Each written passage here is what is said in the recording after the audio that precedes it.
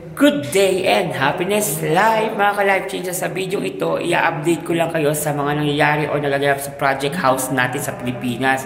Kasi alam niyo naman, kailangan matapos na natin ito. Kasi ito more reels na. Kasi nga, alam naman tayong complete budget na one time lang is gagawin ito or matatapos. Kumbaga, kung meron lang tayong sahod at meron lang tayong naipon, saka pa lang tayo gagawa. At least cash, wala tayong utang sa pagpapagawa ng bahay, diba? Slowly but surely, ang mahalaga naging totoo. Diba? Yung pinush mo, yung pangarap mo na magkaroon ka. So, watch for this one so I will show you everything.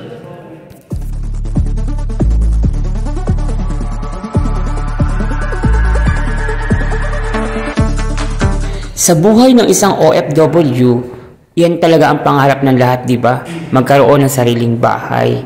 So, tuwing sasahod tayo, nagpapagawa tayo kasi wala naman tayong complete budget na isang gawa lang tapos na lahat.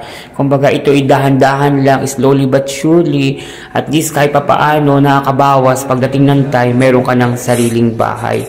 So, ito yung ginagawa na last part sa aking bahay, sa second floor. So, ito yung one room ng aking anak, saka yung master bedroom, and then the rooftop. Kasi gusto ko talaga magkaroon ng rooftop o may hanging garden ba. So, pangarap ko yan, kaya pinupush ko lang. Kaya tayong lahat, huwag tayong mawawala ng pag-asa pag nangangarap. Kailangan we pray until something is happen sa pangarap na yan. It's okay kahit gaano matagal kasi ang pinag-uusapan naman is yung ending. Naging totoo ba yung pangarap mo or naging drawing lang.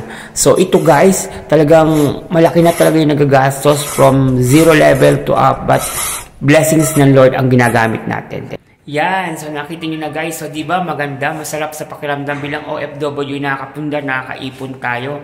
Kahit sa maliit na bagay, dahan-dahan man, at least kahit paano may nangyaring progress. So to all of you, I'm inviting you, so please do like, share, subscribe, and be inspired sa kagaya kong small time YouTuber at small time also na OFW ha.